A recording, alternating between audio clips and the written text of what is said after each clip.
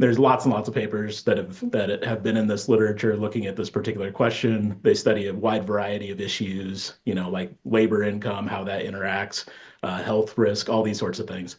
So kind of how we see ourselves fitting into the literature is that we're going to be very, very careful in how we're treating the data and just the investment opportunities that you have. And so that has a few different aspects. So one, it's very common in this literature to just say, oh, you have access to stocks and bonds. So it's kind of domestic stocks and bonds. So we've explicitly added in international stocks. That's going to turn out to be very important for us. So we have four different asset classes with domestic stocks, international stocks, bonds, and bills. It's also true that the literature is kind of very U.S. centric. Uh, we think that there's, relatively little kind of evidence in the US data about the types of horizons that we're thinking about. Like you might have 75-year horizon or something when you start saving. And so we use our comprehensive data set of developed countries. We have 39 countries, 1890 to 2023. So we have, over 2,650 years worth of like country years worth of data to kind of bring to the question. And then finally, a lot of the papers will either, say maybe returns are normally distributed, or maybe pick a couple of state variables that might affect expected returns. So we're going to kind of depart from the literature and use a block bootstrap approach. And it's going to allow us to kind of keep a lot of the features that are in the data without having to take a strong stance on like what investors, what particular aspects of returns investors might be most interested in. And then kind of the headline finding is, you should never own bonds. You just invest in stocks internationally diversified throughout your entire lifetime. And sorry, can you just define what you mean by domestic and international in your data setup? Yeah, sure. So we're taking the perspective of an investor in a developed country. And so then they're going to have access to their own domestic stock market. They have international stocks, which is going to be a valuated basket of everything else in the world. And we're going to have all the currency conversions and things like that that are necessary for that. And then government bonds and government bills from your local market as well. And so we're, the kind of the broad perspective that we're taking in the paper is that developed country returns are developed country returns. And so, like the experiences of German investors may be informative to me as an American. So that's kind of the stance that we're taking. It's also important to note that all of our returns are going to be in real terms. So everything is after inflation. And that's also, I think, very important for thinking about, for example, like how risky is a bond? How risky is a nominal bond? That very much depends on whether you're in nominal or real terms.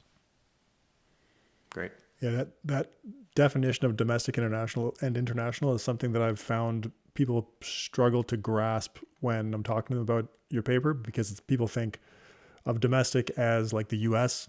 usually, and you got some misguided criticism like based on that, saying, well, they focused on U.S. stocks, but domestic in this case is not U.S. It's like whatever, using your bootstrap method, kind of like a representative domestic country.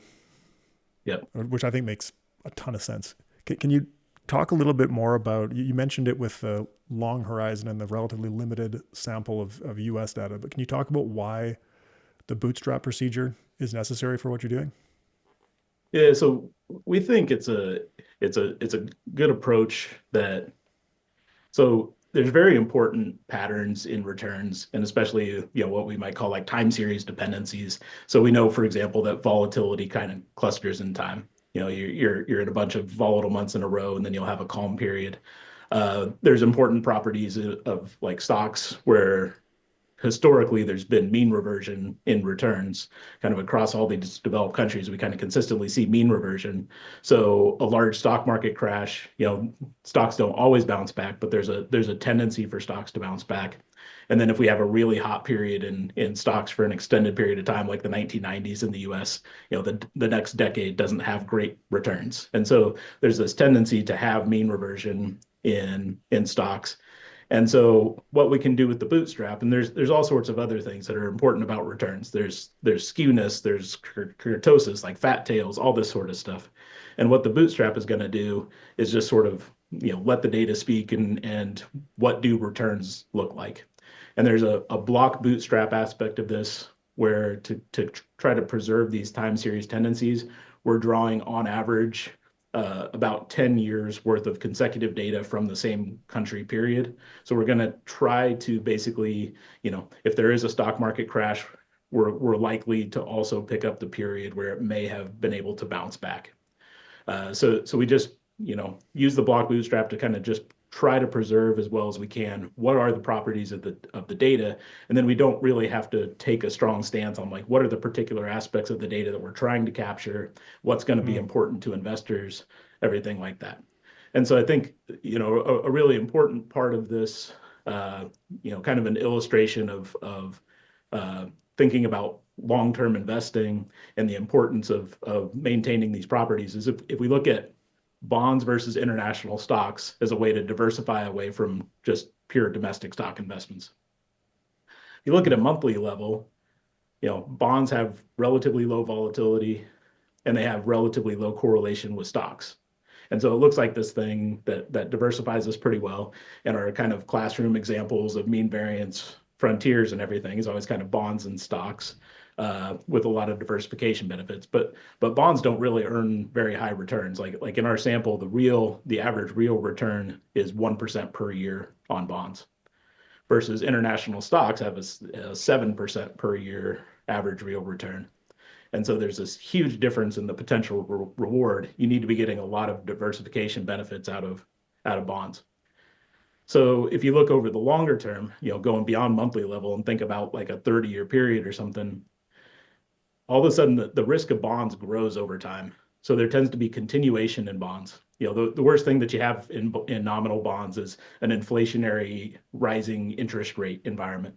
But if you have an inflationary rising interest rate environment, you tend to kind of stay in that environment for a while.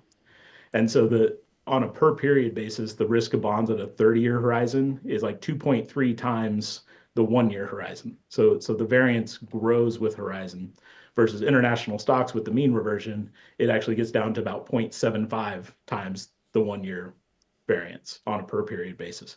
And so stocks are getting safer over the long run. Bonds are getting riskier. And the other thing is that bonds actually become more correlated with domestic stocks than international stocks are if you get to a longer horizon. So you're kind of losing these diversification benefits that you initially think that you have with the bonds as your horizon grows. And there's just not really the reward there, in terms of the average return to make them that attractive. But that's something that with our approach, we can sort of see that in the data, and we didn't have to kind of pre-specify that that's what we wanted to find. Wow. So the paper is called Beyond the Status Quo. Can you talk about how your results differ from the status quo? Yeah, so the status quo at this point really is target date funds. So target date fund, you might see something like a 2050 fund or something, and that 2050 is supposed to be your target retirement date. The one that we look at in our paper, it's major investment firm. It'll have you 90% in equity split across domestic and international early in your life. And then as you get towards retirement, it decreases that, and it ends up parking you basically like 83% bonds and bills throughout much of your retirement. And so this has become enormously popular. It's the default in, like according to Vanguard, it's the default in 98% of employer plans. There's like, I think it's 83% of people with Vanguard plans own at least one target date fund, and 58% have all of their money in a single target date fund. So that's like 3 out of 5 investors are they're just going to do the default TDF. And so that's really the status quo at this point. Our baseline result of be all equity throughout your entire life is going to be very different from being 83% in bonds and bills during retirement. Can you talk a little bit more about why your findings with the data set that you just described would be different from somebody just looking at the US data, as many other people have done? Yeah, so the US has had a really good run, obviously, over this time. So there's always kind of this issue of, I guess what we would say is like ex ante versus ex post. Like before the fact, did we know that the U.S. was going to have this run, or did it end up being basically better than people may have expected? So, with the U.S., we have, I think, a relatively short sample of data. We have 130 years of data in our paper, but if you're a 25-year-old couple, there's a pretty, I mean, not a great chance, but a non-trivial chance that one of you makes it to 100. And so you kind of have this 75-year horizon, and we don't even have two non-overlapping 75-year periods of US data. So it's relatively small. And then we've seen a big valuation increase in the US over this period. I guess there's some question of whether that was expected before the fact and whether it's sort of sustainable to repeat that. And so we see around the literature, people do various kind of ad hoc adjustments sometimes. So they'll use US moments, but then subtract 2% from the mean of stock returns or something, just to try to say like, let's maybe have it reflect a little bit more like what's a forward-looking expected return. I guess our strategy is not all of the countries in our sample have had this kind of rosy outlook. I mean, there's been a couple of different times in our sample, for example, like the UK in 1890 and Japan in 1990. Those were the two biggest markets at the beginning of those periods, and then over the next 30 years, they have pretty substantial negative real returns on stocks. So that's kind of our different approach to it. Makes sense. So what evaluation metrics are you using to compare the different investment strategies in the paper? Our primary one at this point is expected utility. So it's just a way of kind of measuring the overall well-being, and we're getting utility over kind of the monthly retirement consumption that you have, as well as a bequest upon like the death of the last survivor of the couple. So that's kind of our primary metric. And then to get intuition on what's actually driving this, we look at four other outcomes. So it's, which strategies are generating the best kind of retirement at wealth, like a distribution of retirement at wealth, what's providing the best retirement income, what's giving you the least chance of running out of money in retirement, and then how large is the bequest that you're actually able to give. So we do that as kind of support of, why our investors are choosing this particular portfolio. You mentioned all equities internationally diversified. Can you talk more specifically about what the optimal base case portfolio looks like? Yeah, so in our base case, we're going to be looking at fixed weight strategies where people are going to just invest and hold those same portfolio weights through their entire life, rebalancing. And the optimal is 33% domestic stocks and 67% international stocks, 0% bonds, 0% bills. The exact mix of we kind of do some sensitivity analysis to the exact mix of domestic versus international. And like the utility is kind of relatively flat over a fairly wide range there. So there's not huge differences between, if you want to be, say, 15% domestic and 85% international, or, maybe you're a US investor and you feel more comfortable at 50-50 or like 60-40 US international, something close to market weights. That's not going to be like really bad deviations for you. Versus kind of adding on bonds and bills, the investors get fairly grumpy fairly quickly when you do that. So where are the limits on that? Like if someone wanted to have 2% domestic, like does it start to matter at some point? On that end of the spectrum, it doesn't matter a ton. Like 2% isn't going to kill you according to the analysis anyway. Like 2% is not going to kill you. 100% domestic is a bit of a problem. So, or 80, 90, 100% domestic. That's when the utility losses really kick in. So, how did you arrive at the optimal base case strategy? Yeah, so we're optimizing expected utility, and we just use kind of a brute force grid search algorithm where you effectively just calculate the expected utility at every single combination of weights and then figure out which combination gives you the best. So which set of weights gives you the highest utility. Wow. So you tested a lot of portfolios.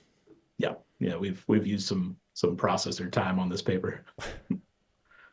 How does the optimal base case that you just described, how does that perform relative to the 60/40 benchmark and the target date fund benchmarks that you use? Yeah, I guess one way of summarizing this, so we have in the base case, our couples are going to save 10% of their income throughout their working years.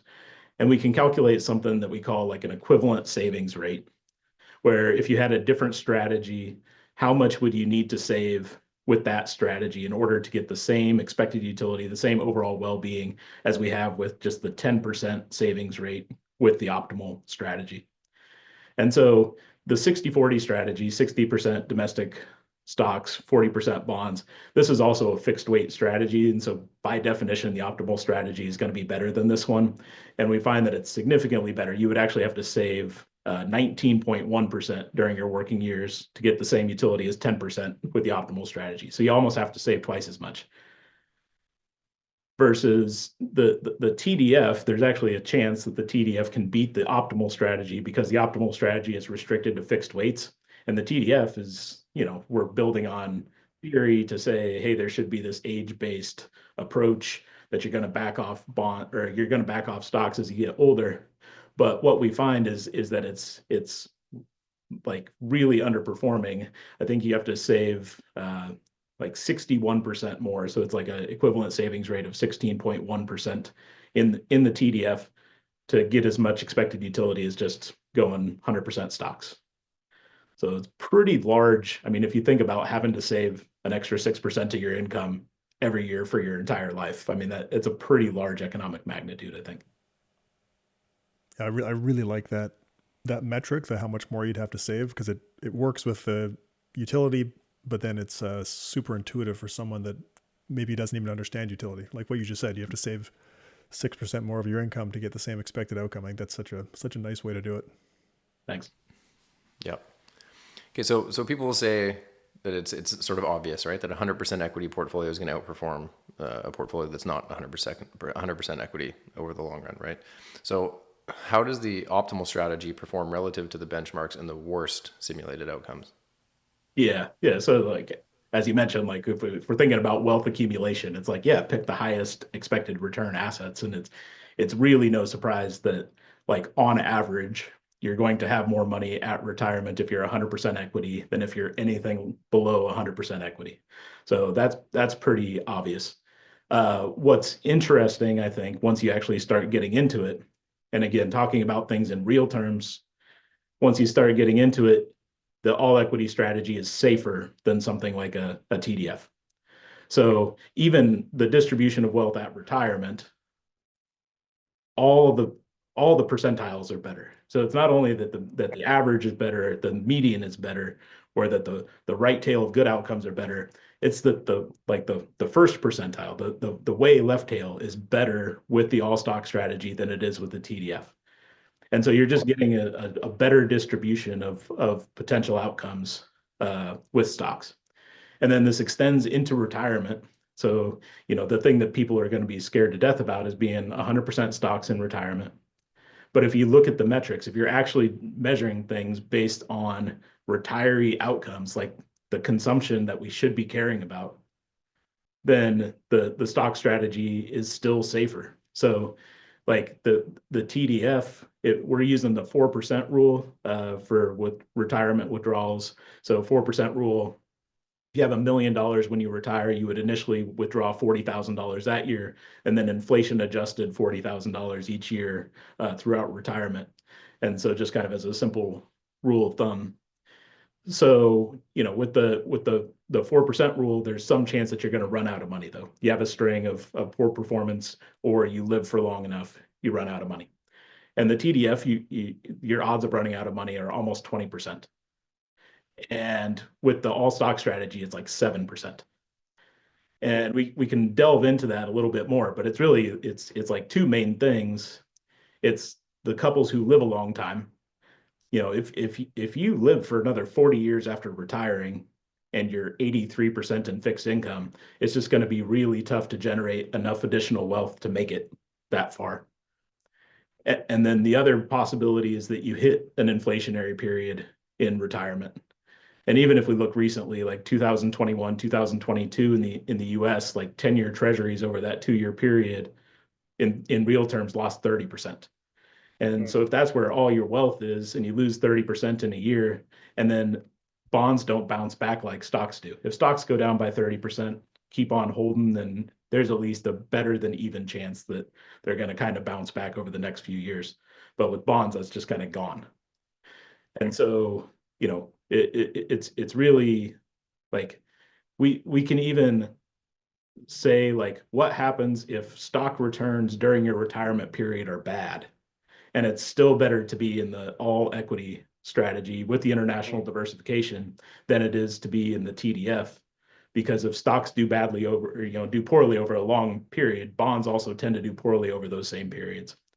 And so it just kind of, no matter how we split it, we kind of can't find a spot where it looks like stocks are significantly riskier than bonds. So what's really surprising, I think, about the results is the degree to which stocks, like 100% equity portfolio, is actually better at capital preservation and not just that wealth accumulation part. Wild. Yep, that is wild. So the base case portfolio, as you mentioned, has this fixed allocation. One of the things you look at in the most recent draft of the paper is how the optimal allocation changes when you let the household vary their portfolio weights through time. Can you explain like how you're doing that optimization and what the result looks like? Yeah, so we're letting the couple choose a different set of weights at every age. So, they can invest one way at age 35 and a different way at age 75. The optimization's a little bit tricky because your optimal portfolio weights at age 35 depend on what you think you're going to do at age 75 or how you're going to invest at age 75. And your weights at age 75 depend on how you invested at age 35. And so you kind of have to find the jointly optimal set of weights that maximizes the overall retirement utility, but that every decision at every age is consistent with all the other decisions that you make throughout your entire life. And so we're doing this iterative optimization approach where we kind of start it and say, oh, you're going to do this strategy, and then we just keep on in every step. Like we look at each particular age, but if we're looking at age 36, we're going to tell that 36-year-old like, well, here's your optimal strategy at all the other ages, and then what do you want to do at age 36? And so you just have to kind of iterate through until it converges to an optimal solution. So when we do that, it ends up being largely similar to our fixed weight approach. So you're 99% in equity on average across all the ages, and then 1% in bonds and bills. And if you look across time, basically up to retirement, it's 100% equity. There's a little blip around retirement. So at age 65, the investor puts 27% in bills and then mixes the rest of it in domestic and international stocks. But that's relatively short-lived. I think by 68, they're back over 90% in stocks, and basically by age 70, they're basically 100% stocks again for the remainder of their life. So it's just kind of this short-lived blip of getting some money off the table right around the retirement period is kind of the only difference between our full life fixed weight design and then this age-based design. That's a big deal though, man. Like from a financial planner's perspective, the difference between having a client 100% in stocks forever, and we have more questions to dig into this in a sec, but Yeah. The difference between that and somebody who's going to be 27% in bills at retirement and then holding bills until age 70, that's no joke. Yeah. Like if we're talking to a client, that's a very significant difference. Yeah. Anyway, we've got more questions to dig into that, but that's a super interesting finding. Mm-hmm. Yeah. So how significant were the gains or the benefits from the optimal time varying strategy that you just described? Yeah, so if we go back to this kind of equivalent savings rate, so we have a 10% savings rate with the optimal fixed weight strategy. If you do this age-based strategy, you can reduce your savings all the way down to 9.93%. So it's basically like for every $1,000 you're gonna save, you can like, buy a cup of coffee at Starbucks with the amount that sort of can reduce your savings by. So it's a relatively low kind of economic significance. Hmm. Makes sense. Yeah, that's interesting in two different ways, because it's interesting that it doesn't change things much, but it's also interesting that if somebody really wanted to hold cash early in retirement because it made them feel better, it doesn't have necessarily a huge detrimental effect. It doesn't sound like. Yeah, yeah. I mean, they are picking this as the optimum, and so it is increasing their utility by holding Right. that cash there. But for us, it was kind of a reassuring result where it's very difficult to do kind of these like you know in this setting, given that we have the bootstrap, we can't do some of the traditional methods of dynamic optimization.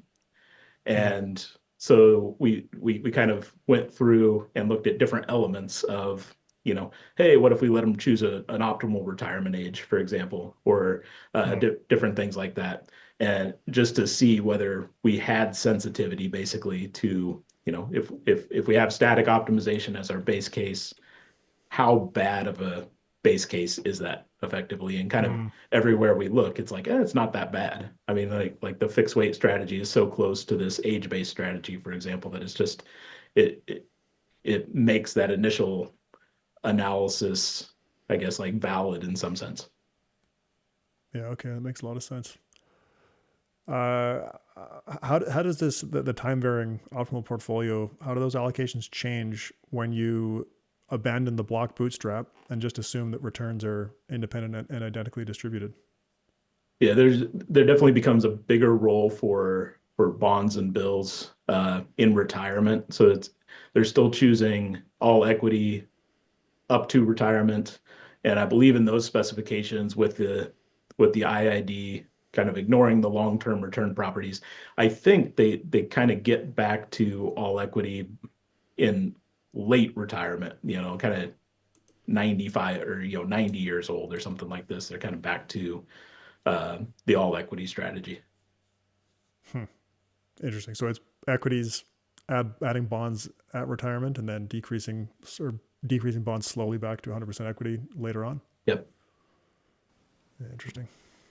How does that change if only domestic assets are allowed?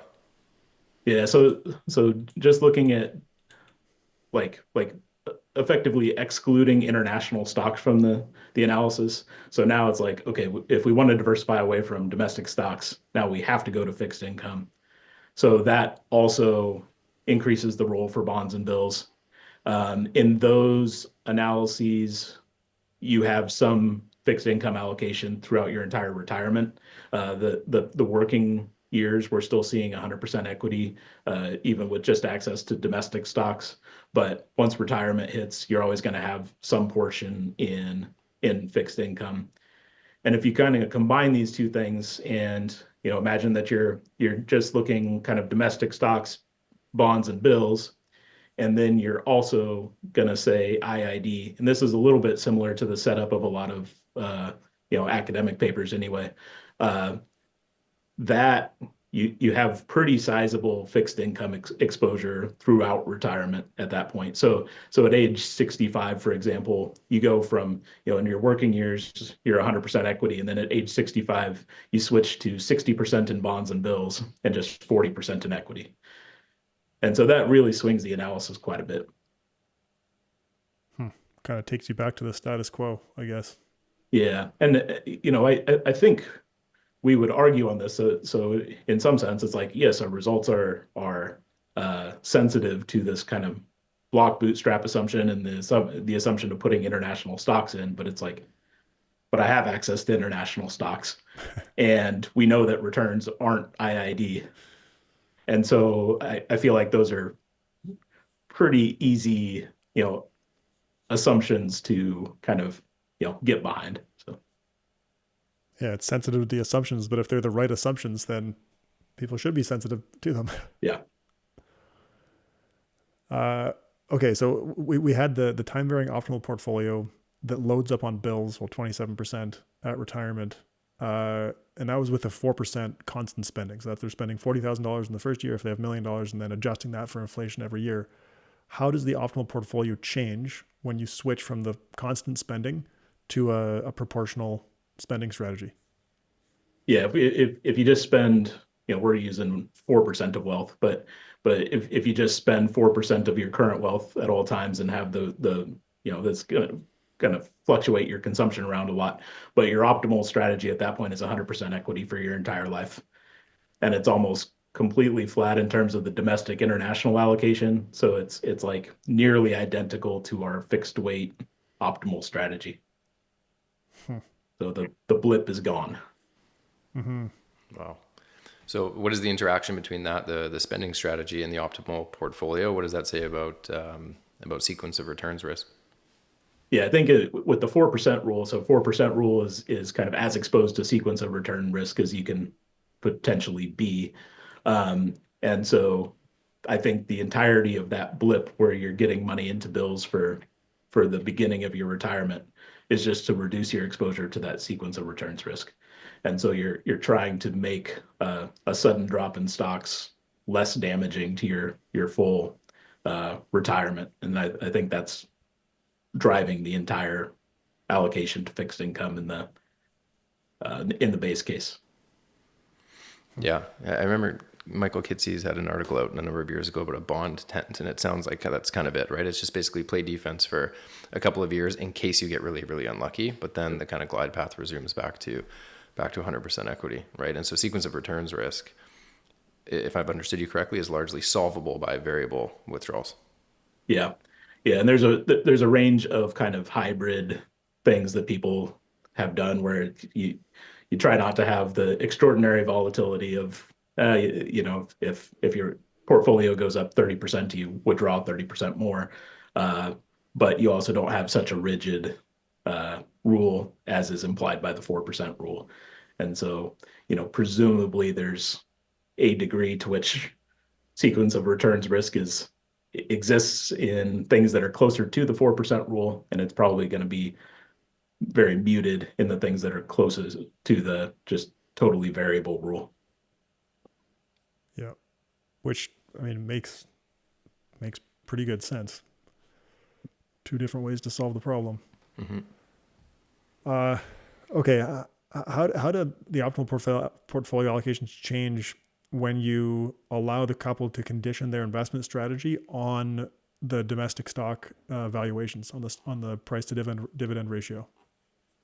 Yeah, so it's pretty common in this literature to think about like time varying expected returns and how would market conditions affect things. So our approach to it in the simulations is to basically we can give the couple information every month about like is the valuation high or low currently in the market that they're investing in, and we break it up into quintiles of the price dividend ratio, like the domestic price dividend ratio.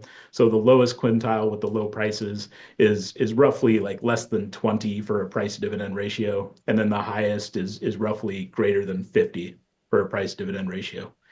So the U.S. right now is in the highest uh, valuation bucket. I think a lot of the rest of the world is not right now. Mm. So in the middle three buckets, like the middle three quintiles, we get all equity strategy that's pretty close to just the unconditional base case, 33%, 67%. So it's really on these two ends. So if we look at the lowest valuation bucket, so domestic stock prices are low, the couple chooses to do 65% domestic, 35% international. So basically buy the cheap stuff locally and just reduce international allocation. In the highest bucket, I believe the numbers it's 75% international. So you're really kind of upping your investment internationally, and then it's 16% domestic stocks and 9% bonds. So that's where the bonds finally sneak in, and we first we see a little bit of bonds. if your domestic stocks are very highly valued, you get this, you know, modest allocation to bonds. Interesting. So that kind of speaks to some of the criticism from the first draft of like, writing this paper when U.S. stock valuations are as high as they are doesn't make any sense. But you've kind of addressed that now. Do you think that this analysis also addresses the idea that expected stock returns are just generally a bit lower now than they may have been in the distant past because markets have gotten safer or whatever? Yeah, I mean, to the extent that the price dividend ratios now are like directly comparable to what they have been. I mean, obviously we've had some shifts away from dividends towards repurchases and things like that. So if we had all the data, we could probably turn it into like a payout ratio sort of thing. But I think it's probably the case that we're going to hang out a little bit more in the top three quintiles than in the bottom three quintiles, or at least, I mean, hopefully to some extent. I mean, that to get Yeah. into that lowest quintile is not good times. Yeah. I suppose, kind of post financial crisis type of stuff was probably getting towards that lowest Hmm. quintile in some of the countries. So Yeah, Yep. that makes sense. So when you allow for this conditioning based on valuations, how significant were the gains for the optimal portfolio? yeah, if we go back to the optimal savings rate, so if we have 10% saved in the fixed weight strategy, I mean, we've now given the couple more latitude and to optimize, so it's going to be better, and so they can get down to about 9.7% savings. So they get a decent gain, think out of that. We do some additional analysis just on like, is it the bonds that are coming in and saving it, or is it that domestic versus international allocation?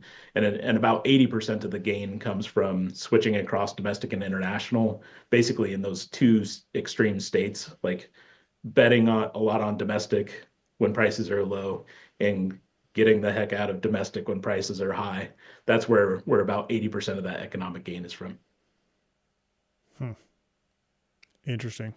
So does that mean people should be conditioning their like what's the advice here, I guess? Should people actually be conditioning their domestic allocations on domestic valuations? Yeah, I mean, I'm right now about 50-50 US international. I guess I just haven't really changed since the like our first draft that kind of had a 50-50 rule of thumb. Um, but so that means I'm underweight the US relative to market weights, and I think I'm perfectly comfortable being underweight in the US given US prices versus say like European prices right now. So on the other hand, like you look at all the academic evidence and uh, kind of institutional performance management around trying to time the market, and I mean, it's not easy to do. Yeah. So I guess the other interesting thing is so you've sorted valuations into quintiles based on the full set of available information. yeah, Yeah, okay, interesting. But any investor today does not have the full set of available information. They have past valuations, they don't have future valuations. Your investors have past and future valuations. Is that right? yeah. So I mean, at any given time, we're just telling the investor like this is your price dividend ratio right now. So it will end up kind of mattering like, you know, how you're investing at age 75 does depend and the utility that you're getting does depend on the wealth that you built up over time. And so Hmm. it depends on your strategy performance and such up to that point. But I don't think we have like a pure like look ahead bias necessarily in terms of we don't tell the Okay. investors that prices are going to get higher than they currently are. Okay. I'm just trying to think through that because if the valuations are organized into quintiles and so they don't know that they're in the which quintile they're in. Yeah, they know which quintile they're in and what they so we're letting them optimize their their asset allocation within that quintile. Like if they're in that bucket, this is what they're choosing. They also know if in other years they fall in one of the other quintiles, they know what their strategy would be if, Hmm. you know, if they move from quintile 3 to quintile 5 and get into high price territory, they know that they're going to back away the domestic stocks a little bit. Hmm. So they're aware of how they will, like we do the joint optimization across the five strategies. So they know how they will dynamically react, but they don't know what the future is going to look like. Hmm. Yeah. Okay. Interesting. That's cool. That's a cool piece of analysis. Thanks.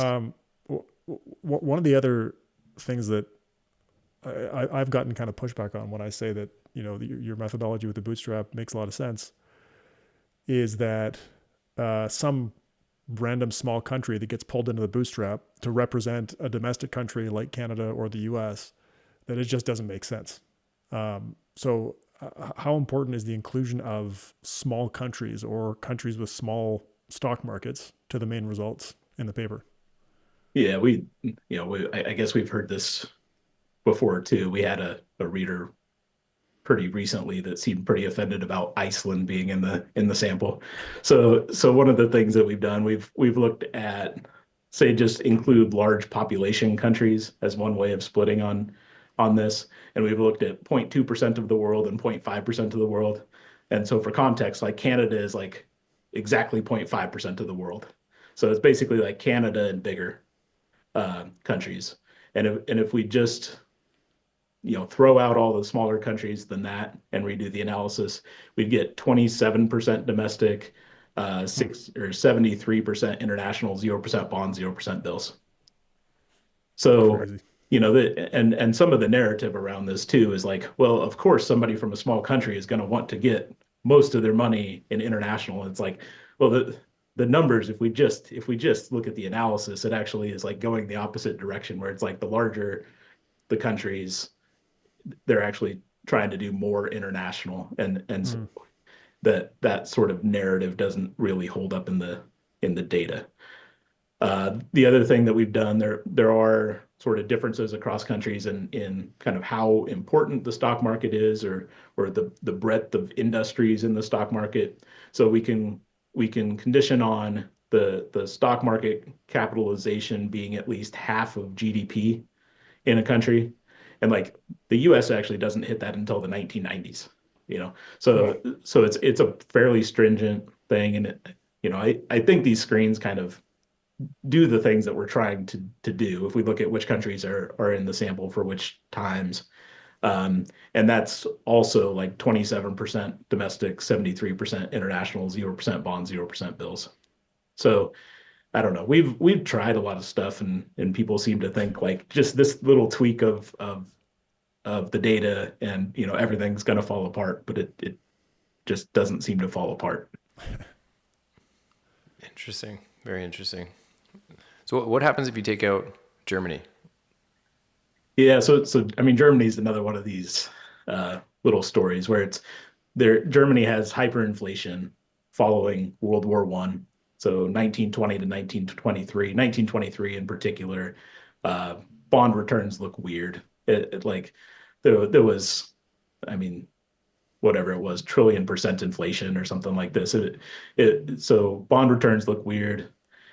So our summary stats on Germany look weird, and it makes our overall sample summary stats, if you did a standard deviation, it makes bonds look risky because we had really extreme returns in a couple of months in Germany.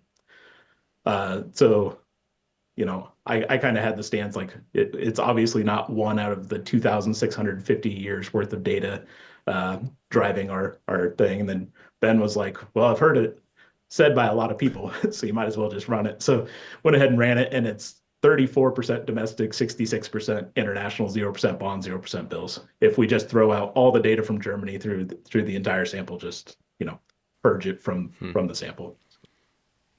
Virtually no change. Yeah. Yeah, that's crazy. That's definitely a big one of the like, if you just change this one thing, I bet you the results will Yeah. change. And it's pretty funny that it doesn't. Not funny. It's like fascinating. Also funny though, because people are so sure that it's going to change the result. Yeah. What about all pre World War II data? Yeah, so the pre-World War II, I guess there's two concerns. It's like one, we have some data from 1890, and is that comparable to today? And then the second, people seem to have think that war risk has gone away. Apparently, they're a little more optimistic than I am, but we can just drop everything World War II and before.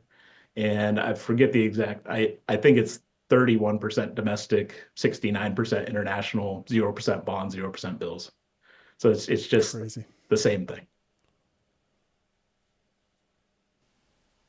So nothing changes. Yeah. Virtually. Yeah, yeah. This Yeah. obviously changes, but Yeah. The big thing in terms of sample period is you need to have a long enough sample period where you're including bond market cycles. So, interest rates go up, interest rates go down. And so interest rates after World War II are roughly what interest rates are now.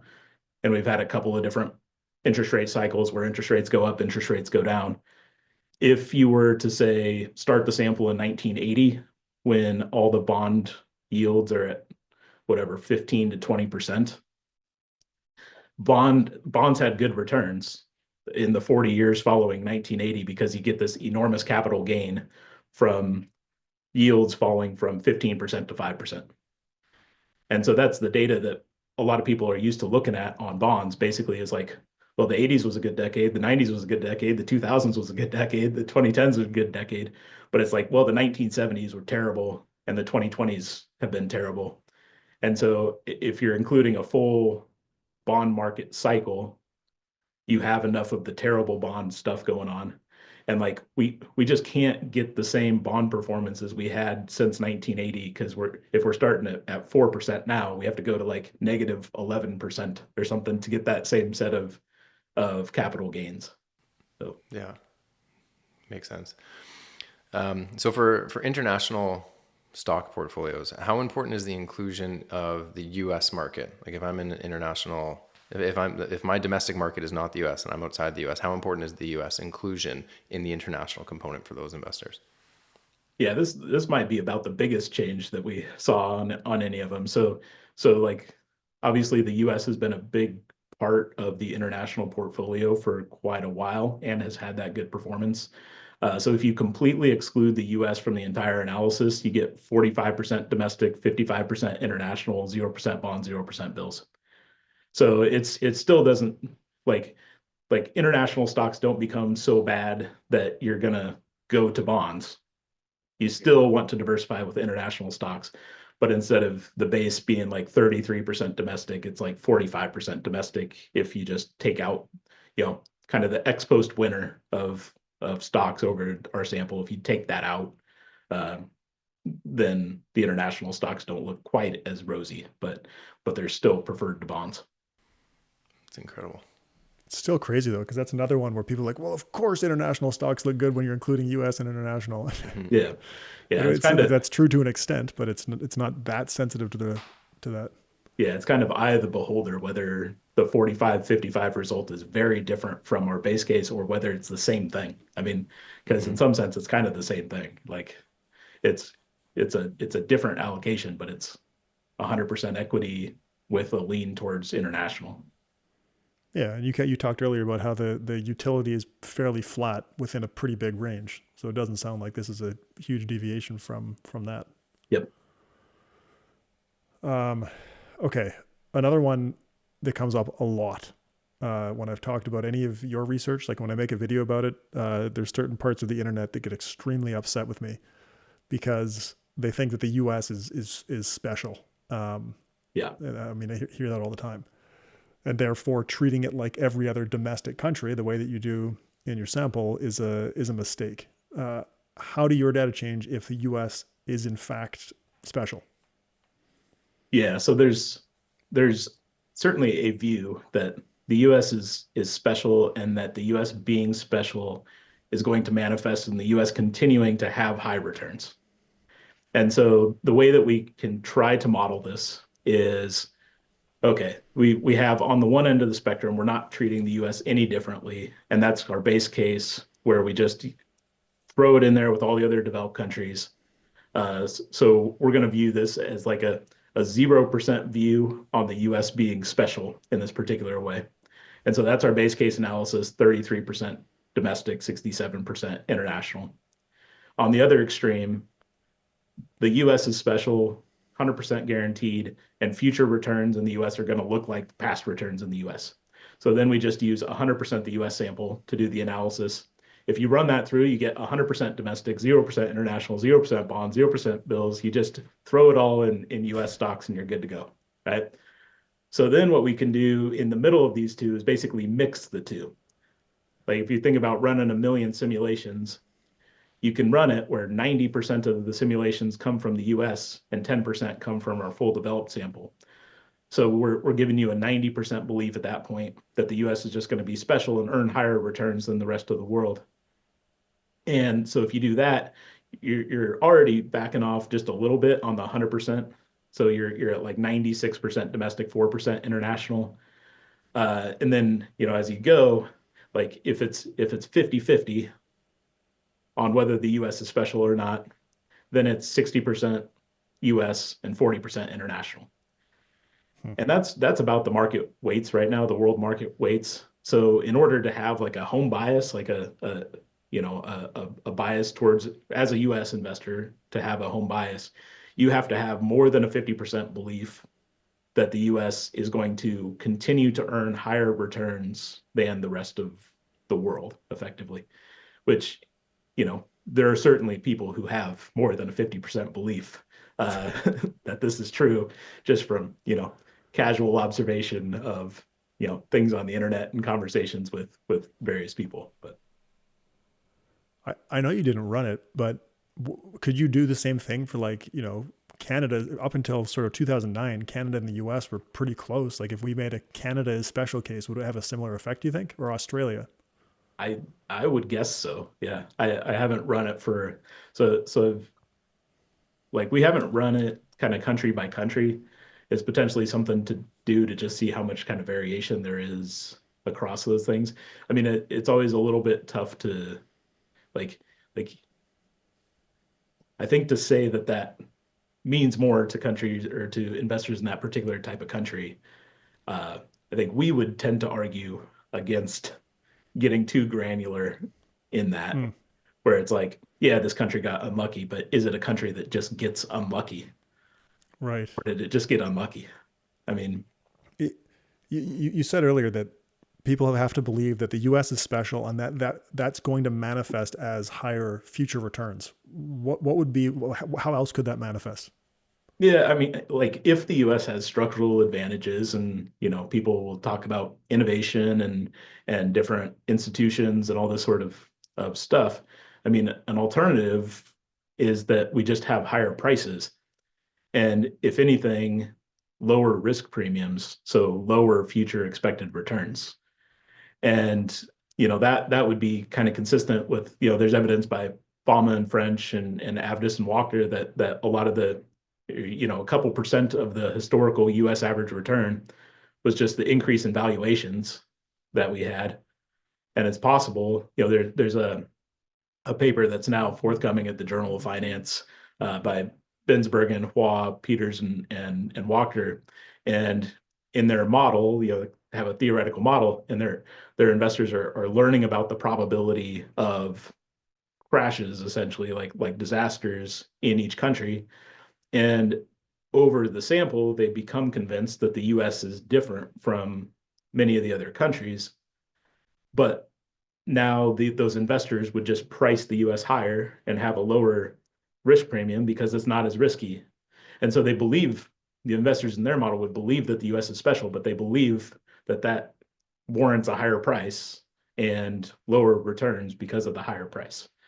And that seems much more like that seems like an easier equilibrium argument to make, that's how it would, like to say that all the institutional investors in the US think that the US is special, and so they're all overweighting the US, and then that doesn't have an impact on the valuations that's going to kind of hurt future performance. So I think the rationale for the US is always going to earn higher returns is just pretty tough to figure out how that's going to work. Yep. Yeah, it's crazy because it's like the opposite of what people think. People think that it's special, therefore it'll have high returns, but in reality, it may be special and therefore have lower returns because it's a safer, higher quality market, which is true, but Yeah. that doesn't mean it's going to have higher future returns.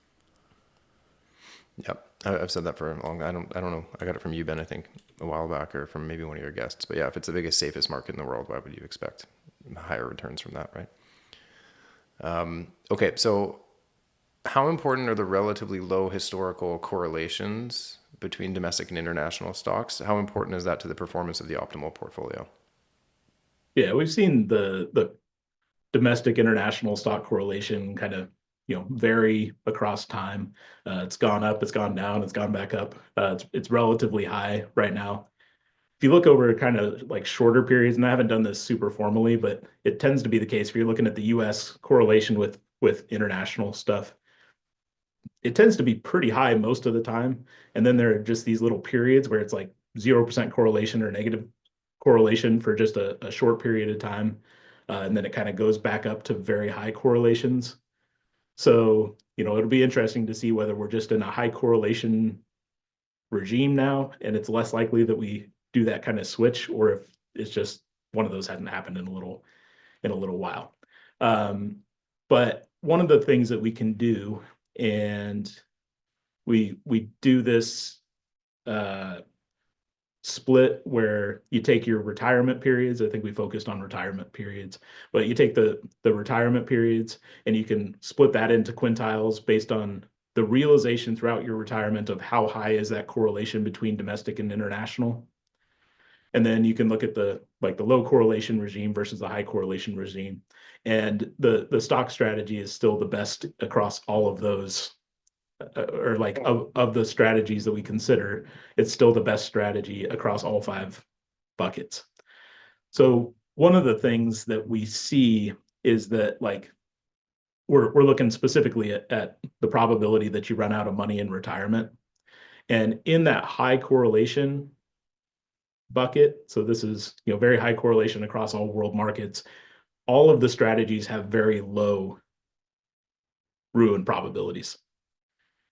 In the low correlation, we see much more spread. Like ours is kind of the least sensitive to the correlation, but some of the other strategies get really bad when the correlations are low.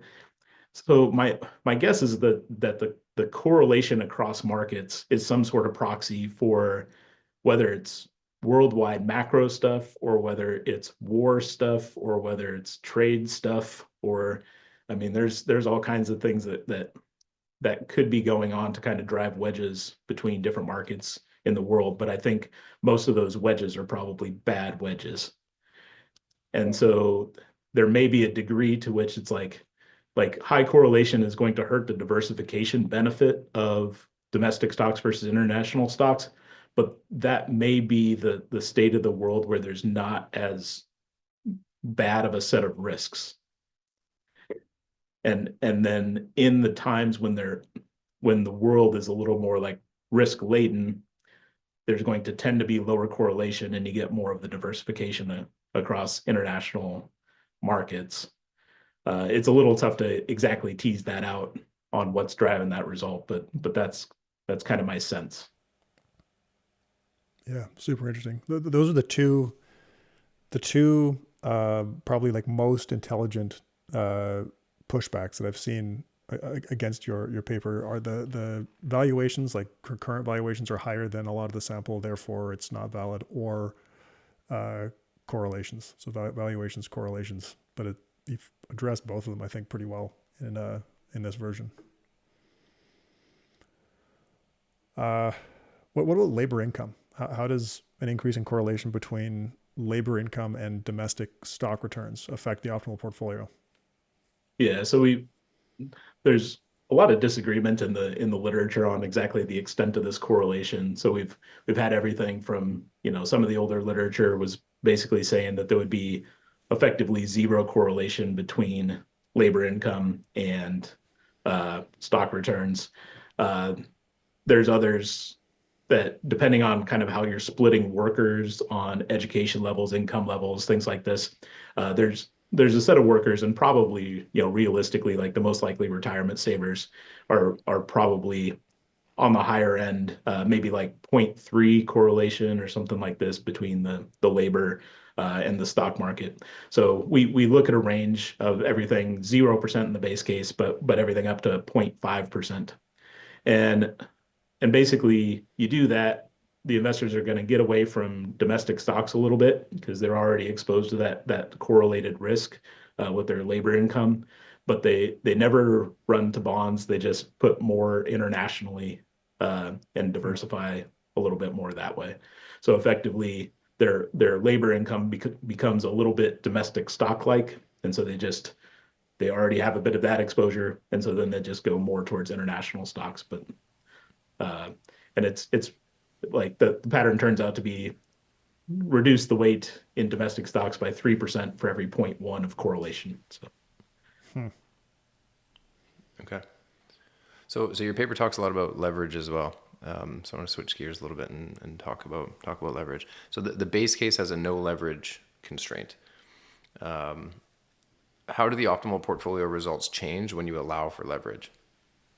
yeah, we've kept no leverage as a base case because I don't know. I guess outside of some of your listeners, I don't know a lot of people who are levering up their retirement savings, and like within the actual retirement accounts, you're typically restricted from doing a lot of this stuff. So we're kind of trying to write to just the average person who's picking a default fund in their retirement account and probably isn't trading futures or anything. Uh, but if we do introduce leverage, it tends to be the case kind of depending on risk aversion and depending on how expensive the leverage is.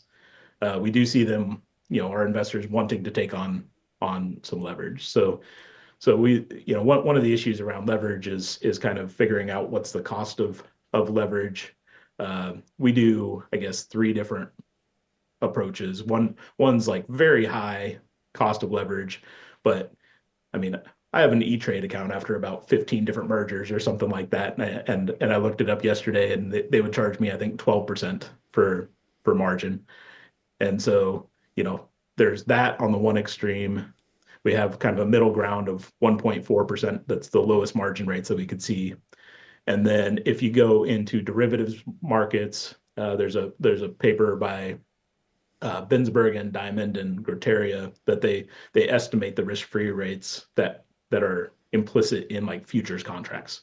So what's your implicit borrowing cost if you're trading in futures? And that's about 0.37% above treasury bills. So that's kind of the lowest spread that we consider. Uh, we talked to another like large asset manager uh, in Europe about this, and we're kind of asking them like what their clients do, and they're talking about like the Lombard loan market, and then we kind of asked the question like what happens around like financial crisis or something, and they're like, yeah, that market dries up and you can't borrow. So we're kind of assuming that away and just saying like, hey, regardless of the market, you're not going to have to kind of like reverse out of your leverage at the worst possible time. So I think we're given pretty favorable conditions, at least at the lowest leverage cost level. I think it's pretty favorable conditions, or like giving leverage the benefit of the doubt. Hmm. How important is the cost of leverage to the optimal use of leverage and the optimal levered portfolio when you model it out? Yeah, it's very sensitive. Like you know, nobody wants to pay 12% margin rates. So that couple is 0% leverage, and so they're like the no leverage constraint is not binding. So they pick the same optimal portfolio uh, as in the base case at kind of the medium, like 1.4% spread above treasuries. So that's again like the lowest margin rate that you're going to be able to get on your own. Um, that they choose 55% leverage, and they invest 34% domestic, 66% international, 0% bonds, 0% bills. So it's effectively the exact same portfolio, just levered up. At the very low cost of leverage, like the 37 basis points, they do 100% leverage. We do cap them out at 100% leverage. They do 100% leverage. And I think that one is, let's see, I think it's 15% in bonds at that point. So the rest is split across domestic and international stocks in about the proportion that you would assume. But at 100% leverage, they are finally going to start getting some bonds in there.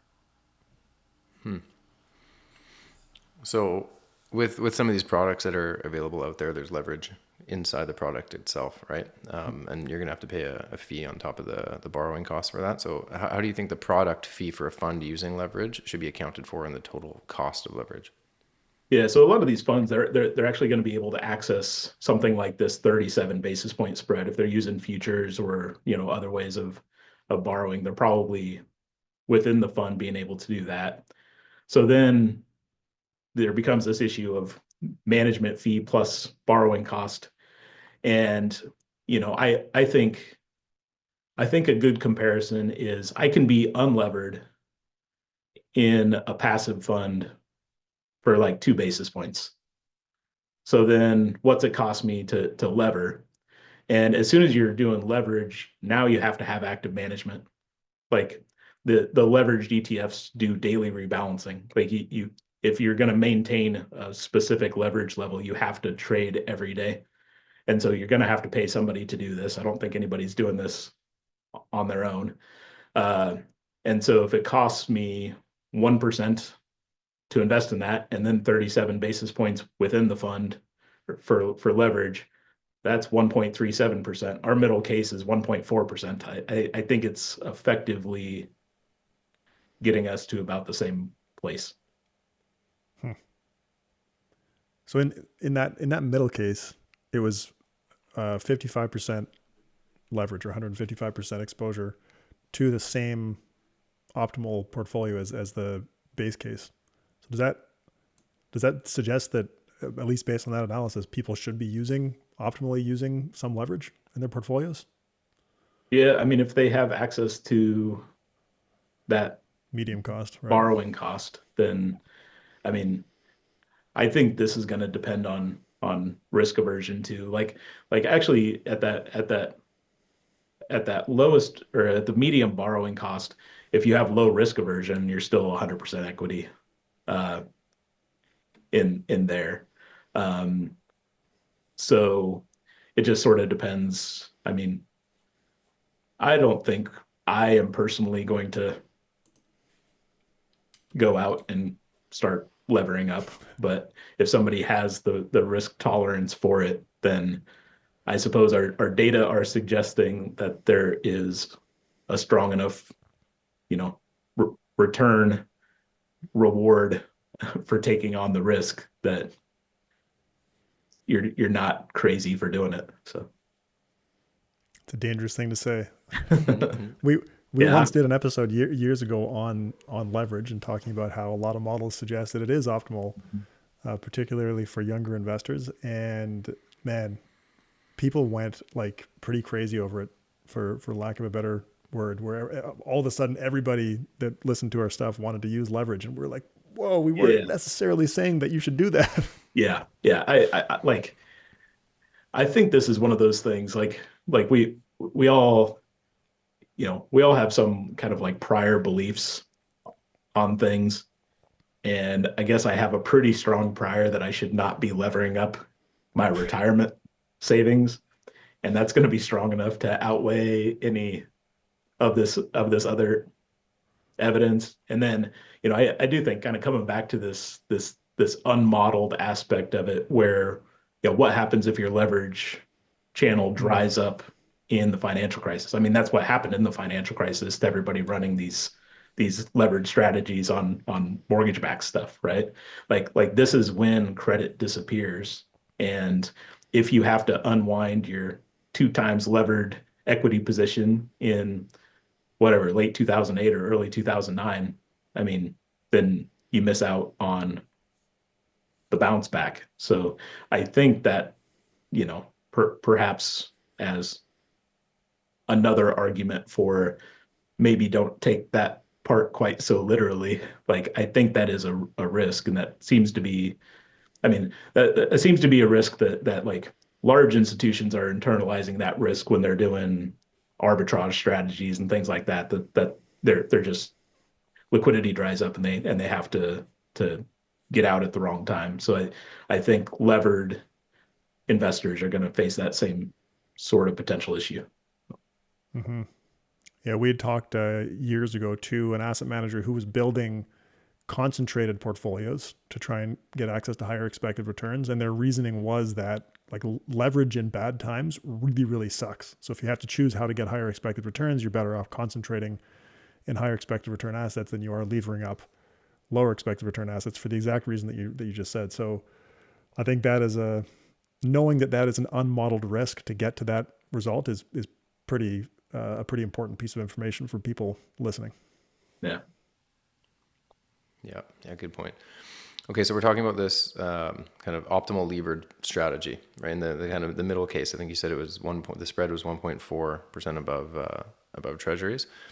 In that scenario, how significant were the gains of that optimal levered portfolio versus the optimal unlevered portfolio? So I don't think we've run that number specifically. Uh, I was kind of eyeballing the expected utility, and I've got a pretty good sense for these things. I think it would turn out to be around 8.8% or so for an equivalent savings rate. So I think they're perceiving an economically significant gain from this. So, that's but subject to the caveats that we just went through. Yeah. What about the levering up a 60/40 portfolio? How would that compare to levering up the optimal levered portfolio? Yeah, so that's a common argument is that you shouldn't be 100% equity. You should be like do the 60/40 and get leverage. So comparing the 55% leverage with all equity and the 55% leverage with 60/40, the 60/40 strategy, you have to save like almost 25% to match the utility of 10% in the other one. So there's a very large difference, Hmm. very large. Mm-hmm.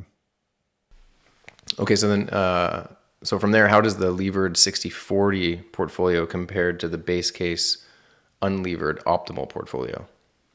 Yeah, so this is the trade-off between being just 100% equity or using the 60/40 and getting leverage to try and take advantage of whatever diversification benefits you get with bonds. But when we run that, it's relative to 10% in the base all equity strategy with no leverage, you have to save 19% in this levered 60/40 strategy. And it's a little bit sort of counterintuitive because like once you lever up the 60/40, you actually hold like almost 100% of your wealth in stocks and then you own bonds on top of it. I think it's the rebalancing where you just keep on taking like throughout your entire life, stocks are giving you these gains and you keep on taking these gains and you just keep on throwing them into bonds. And then the Huh. bonds aren't doing anything for you.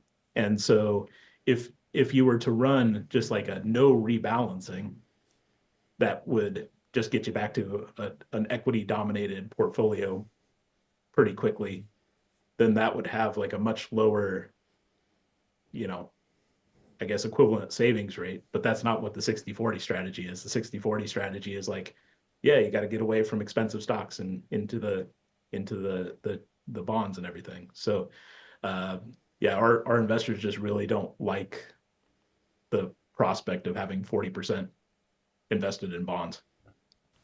Mm. Yeah, that's a crazy result. Because, like you said a minute ago, Scott, that's like the what people say. You shouldn't be 100% in stocks. Instead, you should lever up a 60/40 portfolio to get to the same expected return level with more diversification. But your findings kind of show maybe not. Yeah. What do you think that specific finding says about, mean variance, traditional mean variance, monthly return, annualized monthly return type thinking, where you do want to lever up to the maximum Sharpe ratio? Yeah. So, I mean, Sharpe ratio like has a nice grounding in historical, finance and everything. But I think you were talking to Hank Bessenbinder about similar issues recently. He's also thinking about long-term returns, and by the time you get skewness in there and everything like that, it's like, well, Sharpe ratio is not necessarily telling you the whole story. I think one way of thinking about it is, there's a couple ways to get into kind of CAPM world, mean variance world. One is to have mean variance preferences, which is, Markovitz started us off there. But another way to get into mean variance world is to have normally distributed returns, because with a normal distribution, it's kind of the mean and variance are the only thing. There's no skewness, there's no excess kurtosis. It's only mean and variance. And so in that sense, picking the best, set of mean and standard deviation that gets you the best distribution. Like those two things define the distribution and it gets you to the best distribution. So the best Sharpe ratio is the best normal distribution for investing. And if we're thinking about our stuff, now we're thinking about long-term return distributions. In some sense, our investors are still just looking for the best distribution. It's just that the Sharpe ratio is not going to define what the best distribution of returns, even our retirement wealth, that's after 40 years of investing. So there's going to be huge skewness, a Sharpe ratio penalizes the good outcomes on the right tail just as much as it does the bad outcomes on the left tail. It's, it just treats things symmetrically. And so like a Sharpe ratio doesn't really apply very well over longer horizons. Um, and so I think kind of recognizing that, people have tended to apply Sharpe ratios to monthly moments, like monthly return moments. But that gets you back to this problem where at a short horizon, bonds look like they're diversifying you a lot. And then over long horizons, they're really not. And that's just very tough to reflect in like a Sharpe ratio framework. Yeah, makes a lot of sense. Okay, so how sensitive are your results or the results throughout the paper? How sensitive are they to risk aversion? Yeah, so kind of the headline results are not that sensitive, and it just goes back to this, so our investors are going to be optimizing utility, and utility, considers the whole range of outcomes, and utility actually really penalizes bad outcomes quite a lot relative to like what a Sharpe ratio would. Uh, but they're just looking for the best distribution, and the stocks, like the all equity portfolio, just has the best distribution, and it's not like, oh, we're doing this trade-off between the upside potential and the downside safety. If it's winning on both, you're just going to get that same result for like every set of investors that look at it. They're like, yeah, that's a better distribution. So, like the very risk averse investors are going to place a ton of weight on that left tail, like the bad outcomes, but they're coming up with the same answer as the very, low risk aversion investors that are like, look at all this upside that I can get. And so if those two investors they're coming to the same decision for different reasons, but they're coming to the same decision. So the places that we see risk aversion mattering more is things like leverage and, some of the, if we start kind of relaxing some of those constraints, you see a little bit more of an effect. But, kind of the headline results, the all equity is not really that dependent on risk aversion. How has the response been from both academics and practitioners since you released the very first draft of this paper?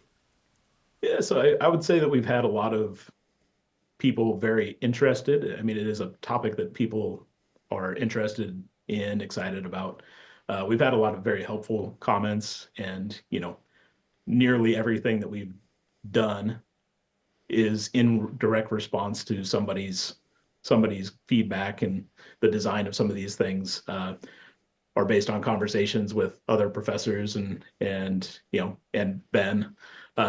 So so like that's been great. On the other hand, it's been a little bit weird where there's been, I would say like a few folks talking very publicly about the paper with kind of criticisms that we're just not really sure where they're coming from, and it's not clear that they've really looked closely at the paper and thought about what we're doing in making some of the criticisms. Ben's been my sanity check on a few of these things as well.